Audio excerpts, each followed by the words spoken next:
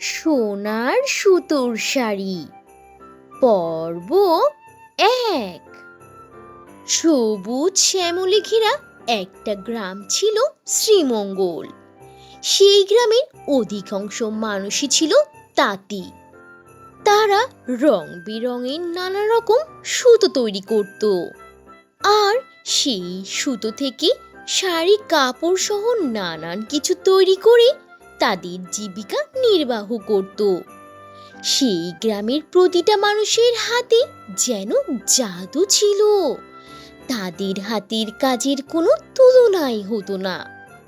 সেই গ্রামেরই এক যুবক ছিল, যে ছিল হাতের কাজে অনেক বেশি দক্ষ আর পারদর্শী।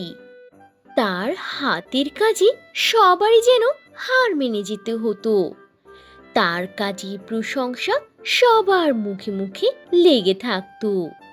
আর সেই মানুষটার নাম ছিল আদ্রি। আদ্রির এই পৃথিবীতে আপন বলতে কেউই ছিল না। এই কারণে আদ্রি একাই ছোট্ট একটা বাড়িতে বাস করত। আর সে সময় পেলেই তার হাতের কাজ করত। কাজই যেন ছিল তার একমাত্র আপন সঙ্গী। একদিন আদ্রি তার তৈরি সামগ্রী বিক্রি করে গ্রামের পথ দিয়ে আসছিল। তার সকল সামগ্রী ভালো একটা দামে বিক্রি হয়। সে মনের আনন্দে গান গাইতে গাইতে বাড়ির পথে হাঁটছিল। আহা কি আনন্দ আকাশে বাতাসে, আহা কি আনন্দ আকাশে বাতাসে। এর মাঝে হঠাৎ সে লক্ষ্য করলো তার সামনে একটা বক পড়ে আছে। আর এটা দেখে সে চমকে গিয়ে বলল, আরে আরে, এই বকটার আবার কি হলো? এভাবে এখানে পড়ে আছে কেন? এই বকটাকে কেউ কি দেখতে পায়নি এখনো পর্যন্ত?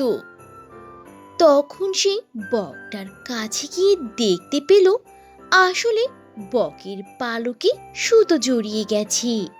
এরপর সে সেই বকটির পালক থেকে সুতোগুলো ছাড়িয়ে দেয়, আর বকটি সেখান থেকে উড়ে চলে যায়। দেখেছো বন্ধুরা, আদ্রি কতটা দয়াবান।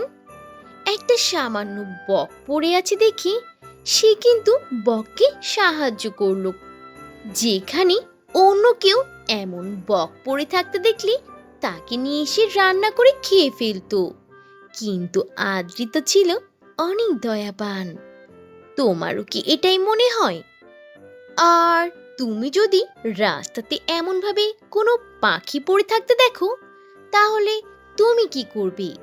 সেটা কিন্তু কমেন্টে অবশ্যই জানিয়ে দিও। তো বন্ধুরা, এই ছিল আজকের গল্প। গল্পটি থেকে কি শিক্ষা পেলে তা অবশ্যই কমেন্ট করে জানাবে। আর ভালো লেগে থাকলে একটা লাইক করে দেবে। আর এখনো যদি চ্যানেলটি সাবস্ক্রাইব না করে থাকো, তাহলে এখনই লাল রঙের বাটনটি চেপে চ্যানেলটিকে সাবস্ক্রাইব করে দাও। আর অল দি নোটিফিকেশন প্রেস করে রাখো। তাহলে বন্ধুরা, আজ এখানেই শেষ করছি।